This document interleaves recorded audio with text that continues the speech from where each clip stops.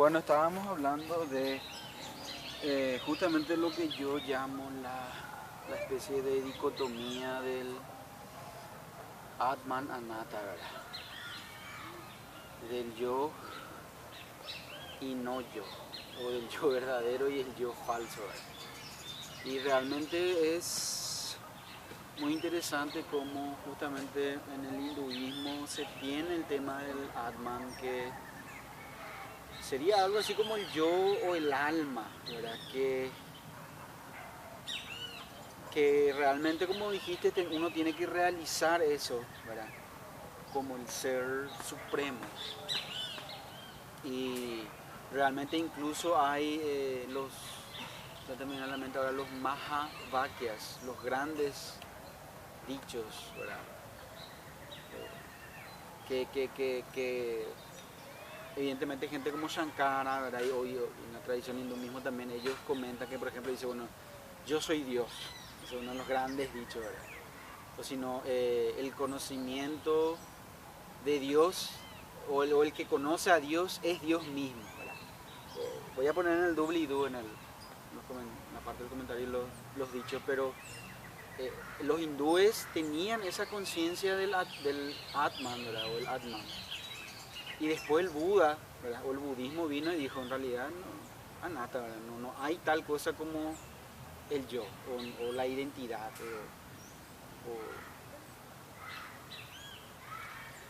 o el ego, ¿verdad? Y entonces no sé qué, eso fue por supuesto un periodo muy largo de desarrollo y de, de debates, y que, como sabemos, los debates que fueron más importantes se introdujeron en el canon, ¿verdad? Y de hecho que el Buda finalmente fue reabsorbido otra vez por el hinduismo como una encarnación de Vishnu, otra vez. O sea que si el Buda lo que intentó hacer es, bueno, olvídense de toda esta parafernalia y dogmas religiosos y vamos a ocuparnos de eliminar nomás el sufrimiento. Y yo soy el mero hombre, ¿verdad? No, nada más. Solo que estoy despierto. Eso es el Buda, estoy despierto.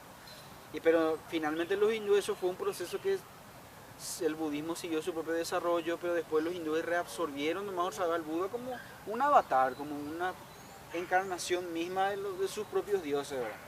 Entonces no sé qué opinión te merece el tema del Atman y de la Nata, ¿verdad? Del yo y del no yo, de la identidad, ¿verdad? Como dijiste vos mismo, el yo verdadero y el yo falso. En realidad estábamos hablando de la filosofía occidental, tratando de relacionarla con la filosofía oriental, ¿verdad? Que es la que prácticamente se trata de compaginar, se puede decir, para ver los puntos de coincidencia que puedan tener y dónde apunta cada cual de ellos, ¿verdad? Y cómo finalmente se puede entender que allá, en el fondo, se podría decir, coinciden fundamentalmente, y que verdaderamente la filosofía es un medio válido para investigar y explorar la verdad, o lo verdadero, o lo real, por llamarle. Cuando comenzaste este tema hablando de Karl Popper, hablando de Kuhn, ¿verdad? Sí. Y te fuiste después poniendo otras cosas sobre lo que ellos plantean. En realidad, tu inquietud apuntaba a tratar justamente de entender lo que ellos postulan o entienden, por lo que se puede decir sería el conocimiento verdadero, el que apunta a desentrañar lo que es real por oposición a lo irreal. Desde esa perspectiva, independientemente de lo mucho que se puede hablar y de lo lindo que es sobre todo para la experiencia también intelectual a la que nosotros somos muy afectos. Entonces, aunque todo eso sea muy interesante, lo que verdaderamente la filosofía y sobre todo la filosofía de 50 luces debe apuntar a dilucidar lo que es básico y fundamental para el ser humano, que en definitiva es lo que cuenta. Porque, para citar un poco a Karl Popper dice: todos los hombres y mujeres son filósofos, porque todos ellos, cuando menos, aunque no tengan algo claro, tienen prejuicios filosóficos, tienen teorías sobre las cuales, y creencias sobre las cuales se sustentan para tratar de encaminar su propio comportamiento, su conducta. Y tienen, dice también Karl Popper, una actitud finalmente, o aunque no se den cuenta, está dentro de ellos una actitud hacia la vida y la muerte, para darle el valor que tenga o no tenga para cada uno, ¿verdad? Dándole él desde luego a la vida una prevalencia que es la que la mayoría le da, independientemente de todo, ¿verdad? Por eso es que yo estaba tratando de encaminar todo eso hacia la manera en que intelectualmente, se podría decir primariamente, uno puede ir conociendo desde la mente, porque el conocimiento que se postula en la filosofía definitivamente es eminentemente práctico. No se trata de un mero conocimiento intelectual o mental, como se puede decir, llamando así a la manera dual o a la forma irreductiblemente dicotómica, podemos decir, con que funciona la mente humana, separando unas cosas de otras en forma tal que verdaderamente no puede visualizar la realidad de una manera completa. Eso es lo que podemos decir en principio sobre este tema, ¿verdad? Y de hecho, volviendo a eso que planteaste recién, en cuanto a la realidad o no del Atman, que el budismo va apuntando a lo que se le llama en esa doctrina el Anatman, en realidad es una forma precisamente que el budismo tiene de negar esa realidad al yo, que se siente, debía decir, limitado, y pretende que ese ser limitado, circunscripto, finito, que nace y muere, pueda vivir de una manera imperecedera, por decir. El Buda es eso lo que enseña muy concretamente. Simplemente él apunta a una realidad real, podemos decir, que es impersonal. Solamente eso, es impersonal, indiferenciada. John Snelling dice, no es que él diga que haya una no realidad, pero no necesitamos apelar a John Snelling para ver que tiene un hermoso texto sobre el budismo, ¿verdad? Si vemos el Dhammapada mismo, él habla por ejemplo, en un texto concreto del Dhammapada dice: la vigilancia es el camino que conduce a la no muerte. La negligencia es el camino que conduce a la muerte, a la muerte.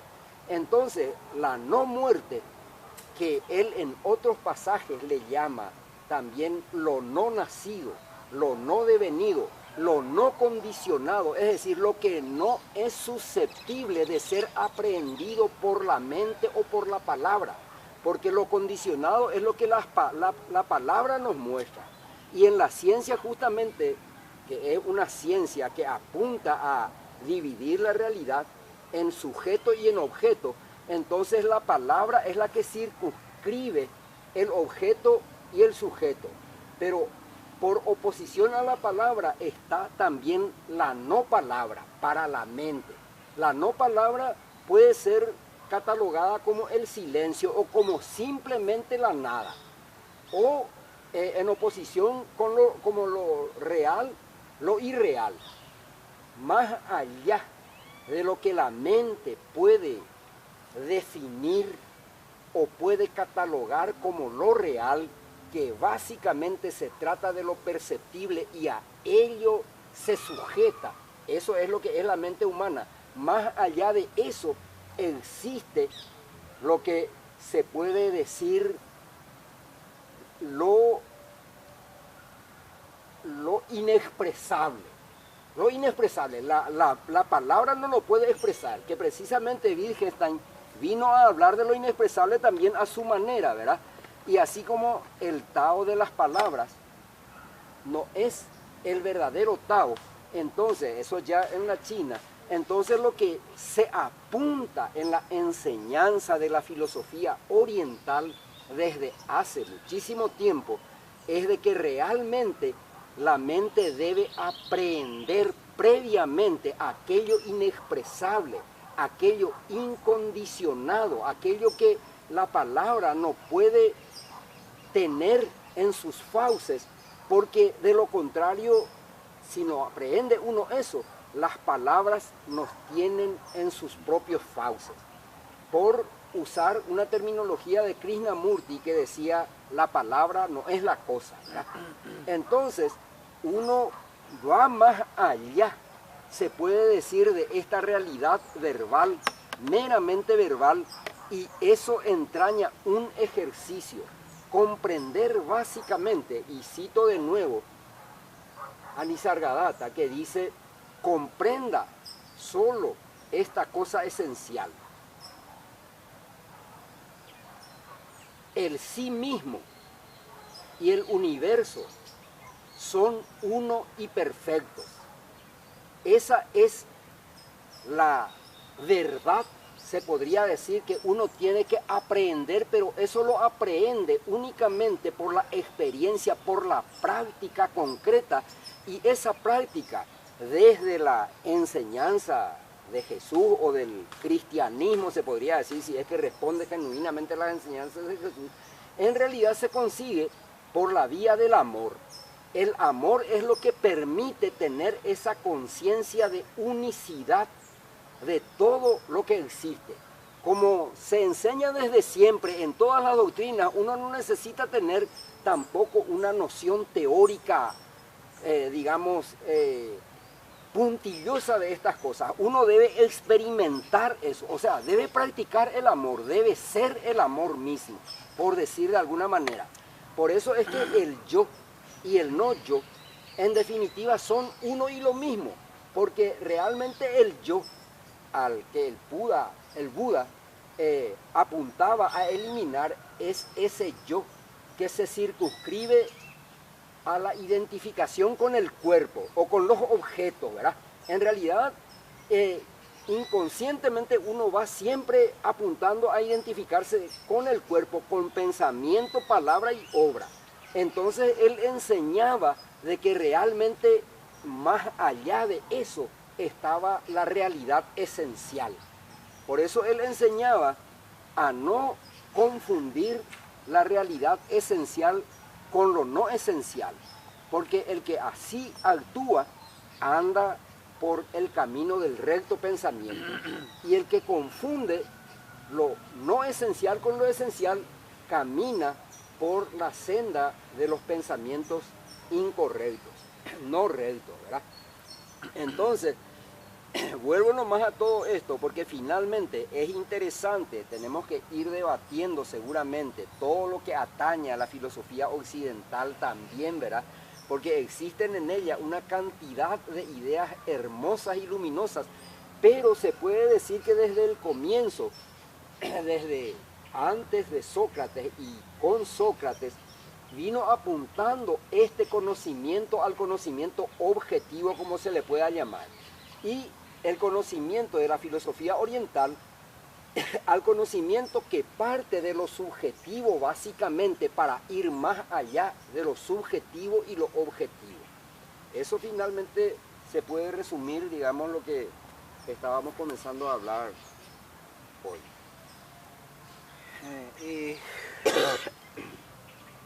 Bueno, y tocaste muchas cosas.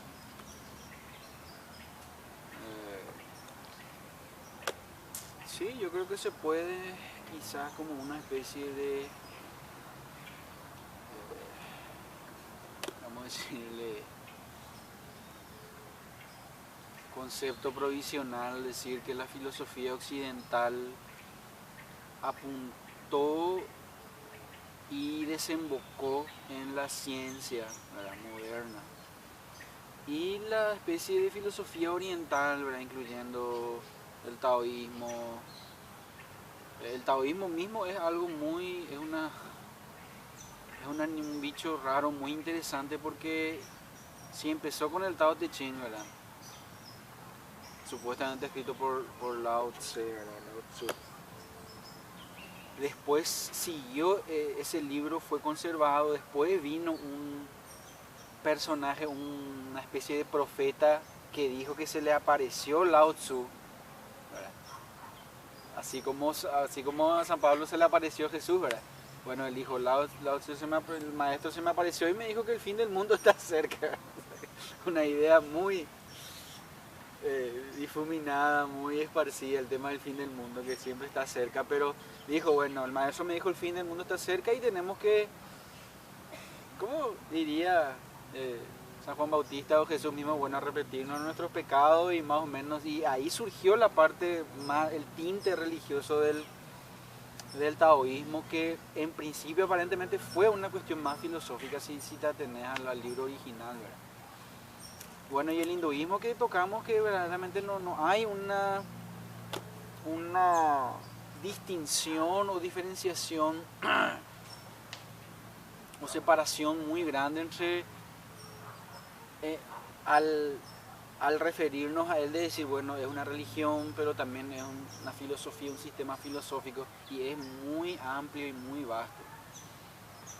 Lo mismo que las otras tradiciones, ¿verdad? El catolicismo mismo es una tradición antigua, muy, muy interesante, y dentro de la cual otra vez hay corrientes, ¿verdad?, riachuelos, arroyitos que van por sus propios,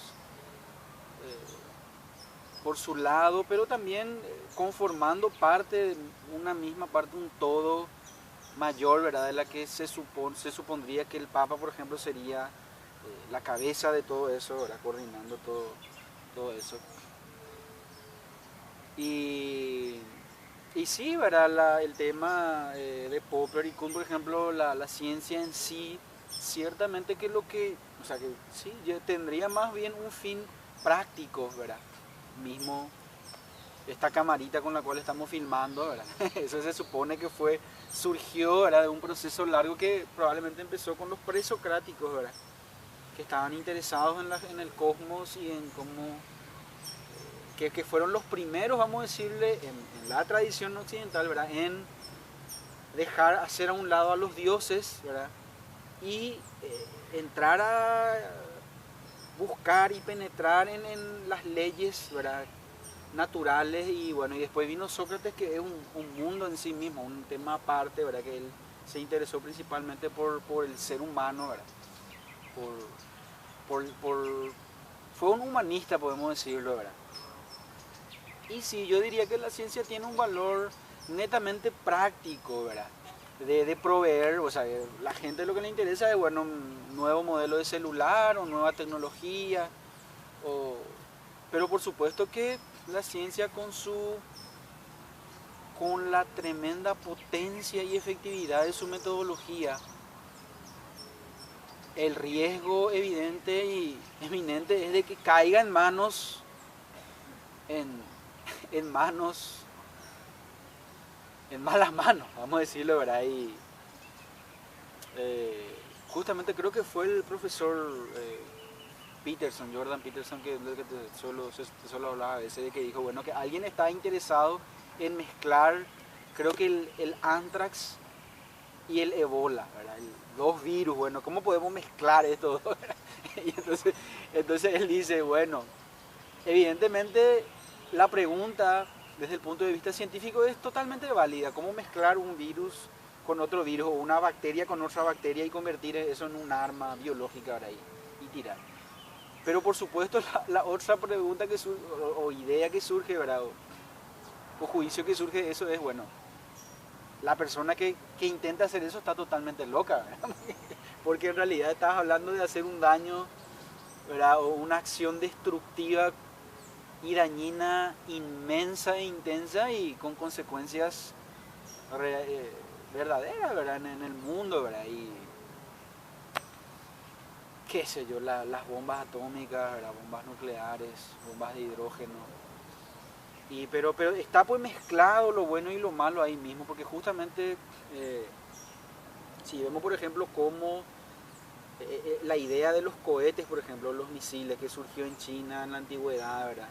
Con los fuegos de artificio y algo para entretenerse, ¿verdad? Pero que después fue traída, parece que fue utilizada incluso en la guerra de 1812 con los yanquis, con los británicos, se usó, pero era un modelo muy rudimentario que después se le dejó a un lado porque los avances en la artillería empezaron a surgir y se usó eso, bueno, pero después la persona o sea, tres personas en realidad importantes, hay un ruso que no me acuerdo su nombre, después está Goddard, que fue el que, vamos a decirle, fue armando cohetes que iban cada vez más alto al cielo, ¿verdad?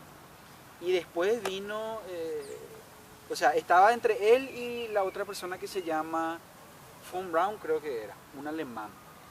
Y von Braun fue desarrollando realmente los cohetes ya como un arma, ¿verdad? Como un arma destructiva que dispararon a los británicos y mataron muchísima gente, ¿verdad? Pero ya llegaron tarde, pues, o sea que la versión de combate del cohete surgió en 1944, creo, y ahí ya era muy tarde para los alemanes para que ya no pudieron más ganar la guerra, ¿verdad? Aunque tenían probablemente tecnología un poquito más avanzada y algunos dicen que hasta se acercaron a la bomba atómica, pero lo que te quiero decir más con todo esto es que era la ciencia en sí. Bueno, y después lo que pasó fue, bueno, Alemania cayó y tanto los yanquis como los soviéticos empezaron a agarrar la mayor cantidad de científicos alemanes que estaban dedicados al desarrollo de los misiles y los cohetes, ¿verdad? Para sus respectivos programas espaciales que después, como sabemos, compitieron que Rusia se adelantó un poco, ¿verdad? Ya en la época de la Guerra Fría, con el primer hombre en órbita, pero finalmente perdió porque Estados Unidos llegó a la Luna, ¿verdad? Pero lo que te digo nomás con esto, vos tenés una tecnología como los cohetes o los misiles, ¿verdad? Y entonces, de acuerdo a las circunstancias geopolíticas, culturales y muchas otras, alguna gente va a agarrar ese conocimiento científico y va a usar para el mal, como en el caso de un cohete, como un misil balístico intercontinental, ¿verdad? Que va al espacio y después cae y, bueno, revienta una ciudad, explota totalmente. Y esa es la parte mala, y la parte buena sería la parte en la cual el cohete se utiliza correctamente para salir de la Tierra e ir a la Luna, ¿verdad? Entonces, ahí tener una mezcla de lo que sería la ciencia con la política, ¿verdad? Y entonces va a depender del ser humano o de los seres humanos respectivos el hacer un buen uso de esos elementos tecnológicos tan poderosos, que va a depender finalmente de ellos el usar para bienes constructivos o destructivos, ¿verdad? Pero yo, como te digo, no, porque hablaste vos hace rato también del conocimiento y yo no sé si estoy, y de lo que sería la sabiduría o el conocimiento verdadero o algo por el estilo, y para mí hay una clara diferencia entre el conocimiento, que es ciertamente válido y valioso, ¿verdad? Y la sabiduría, ¿verdad? El conocimiento podría ser, bueno, conocemos la vida de Sócrates o todo esto que yo, de lo cual hablé recién, la historia, ¿verdad? Lo que sea, la Segunda Guerra Mundial, la Guerra Fría. Eso es conocimiento, ¿verdad? Que es básicamente información acumulada que uno puede tener. Pero después tener la sabiduría, la cual yo someramente la defino como lo que cura y expande, ¿verdad? Entonces, alguien como Nisargadatta, que vos le escuchás y vos decís, bueno, acá claramente ellos, bueno, si tus prejuicios son muy grandes, puedes decir, bueno, un charlatán nomás no hay que escucharle, ¿verdad? Pero si tenés una apertura mental, vas a decir, bueno, vamos a escuchar qué dice. Y yo, como te digo, como él mismo dice Agatha, bueno, vaya más allá de las palabras, usar la palabra como un medio, pero rodearla, paladearla, moverla, sentirla de todos los ángulos, y ahí va más allá de las palabras. Entonces ese ir más allá de las palabras, eso es la sabiduría. Y alguien como Nisargadatta o cualquier maestro, ¿verdad? Que creo que no basta con ser carismático, porque puede haber gente carismática, un político, por ejemplo, ¿verdad? O un actor que saben hablar, saben cómo llegarle a la gente, ¿verdad? Pero que aún no pisparon, no captaron, no tienen esa sabiduría, que como te digo, cuando uno recibe, bueno, es decir, bueno, acá hay algo que es algo en mí se está saneando, se está curando, y ese algo mismo también va profundizándose en la interioridad, como dijiste, o expandiéndose, ¿verdad? Y entonces eso nomás es lo que yo quería recalcar con el tema de lo que sería la filosofía occidental que desembocó finalmente en la ciencia moderna. E incluso hay científicos, hay un tal Lawrence Krauss, algo por el estilo, y que yo veo esto de la gente de ciencia, que si vos estudias demasiado la ciencia, es como que decir, la filosofía no es importante, no es necesaria, porque acá ya tenemos lo verdadero, lo real. O sea, basado en tu ideología o creencia de que la realidad es meramente la realidad material o perceptible, ¿verdad? Entonces esta gente, si alguien estudia demasiado la ciencia, dice, no, la filosofía, esto no hace falta, ¿entendés? Y evidentemente lo opuesto también es verdad, ¿verdad? Si alguien entra demasiado en la religión, ¿verdad? Se va a terminar fanatizándose, ¿verdad? Va a terminar fanatizando, como los testigos de Jehová, por ejemplo, que bueno, que no podía hacer transfusión de sangre, por ejemplo. ¿Cómo llegaron a esa conclusión? Puf, un pasaje escritural, un versículo, bueno, la sangre impura, lo que sea, no podemos hacer intercambio de sangre, bueno, que se muera el...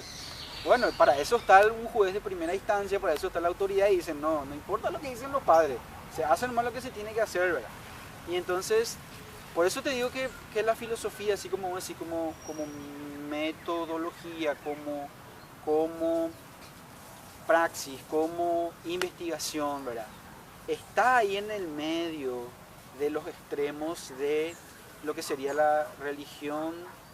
Bueno, lo que describí recientemente es el aspecto, vamos a decirle, indeseable, podemos decir, ¿verdad? De la religión, tanto como del científico, que te volvés, te quedas atrapado ideológicamente, pues son meras creencias que no están, como vos decís, basado en una experiencia más profunda. Pero entonces, por eso es lo que yo te digo, que si vamos por la filosofía, si vamos por la sabiduría, esa sabiduría viene desde un núcleo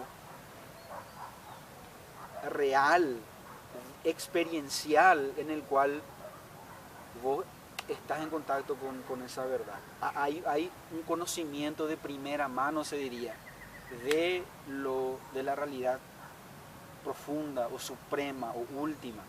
Y entonces por eso yo hago esa distinción entre lo que sería el conocimiento y la sabiduría. Para mí que también yo podría decir, bueno, si hay algo de lo que estoy orgulloso en esta vida es de mi apego a la sabiduría, ¿verdad? Porque eso es lo que realmente me interesa, independientemente de dónde venga, ¿verdad? Justamente un término muy interesante es el que dice Aldous Huxley, filosofía perennis, ¿verdad? La filosofía perenne, que es la especie de arco subyacente o abarcante de todas las tradiciones religiosas, espirituales, sapienciales del mundo. Entonces hay ciertos principios que se conectan entre sí, que realmente son perennes, como el nombre mismo lo dice, pero yo más bien también lo llevaría hacia lo que vos decís, y estoy escribiendo un poco sobre esto, ¿verdad? Lo que dijo Satya Sai Baba, ¿verdad? Hay una sola religión, que es la religión del amor. Y entonces lo que yo comparé es el tema de la religión del amor con la gramática universal de Chomsky. Y estuve pensando que, porque Chomsky, pues, él fue